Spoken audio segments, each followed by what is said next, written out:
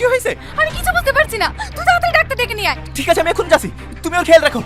ভয় পাওয়ার কোনো কারণ নেই, এতে খুশির খবর, ও মা হতে চলেছে। এই সময় এরকম একটু আধটু হয়, চিন্তার কোনো কারণ নেই। আসছি।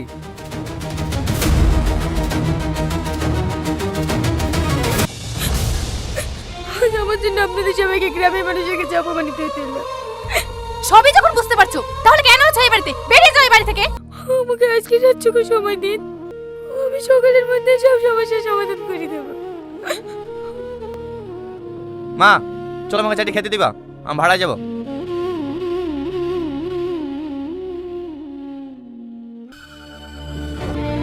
কোথায় গেল?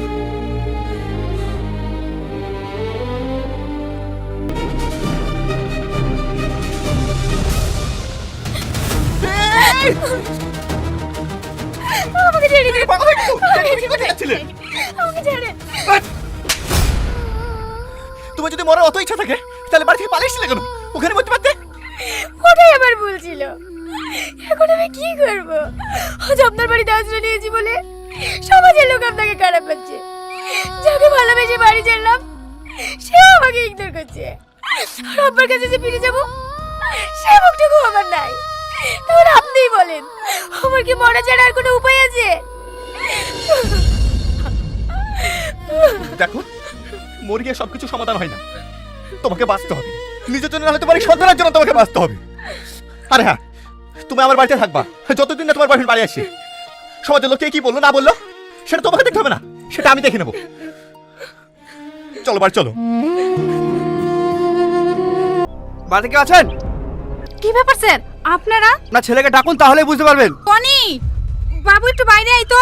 স্যার এই ছেলেটাই আমার মেয়েকে ভুকে ভাগে নিয়ে পালিয়ে এসেছে। না স্যার, আমি কাউকে ভুগে ভুগে নিয়ে আসিনি, ও নিজের ইচ্ছা আমার সাথে এসছে। বল, যে মেয়েটাকে ভাগিয়ে নিয়ে এসেছে সে মেয়েটা কোথায়? স্যার আমি সত্যি বলছি, বিশ্বাস করেন, আমি কাউকে নিয়ে আসিনি। সত্যি করে বল, মেয়েটা কোথায়? স্যার আপনি বিশ্বাস করেন, আমি সত্যি কথাই বলছি। আমার মিথ্যা কথা? দাঁড়ান ইন্সপেক্টর, আপনি কোন অপরাধে ওর গায়ে হাত দিচ্ছেন? ও একটা বড় লোকের মেয়েকে কিডন্যাপ করে নিয়ে এসেছে। মিথ্যা কথা, ও কাউকে কিডন্যাপ করে নিয়ে আসে। আর সেই মেয়েটা আমি, যে স্ব ইচ্ছায় ওর সাথে এসেছি। আর একটা কথা, আমি তো নাবালিকা নই, তাহলে কোন অধিকারে ওর গায়ে হাত দিচ্ছেন? Sorry madam.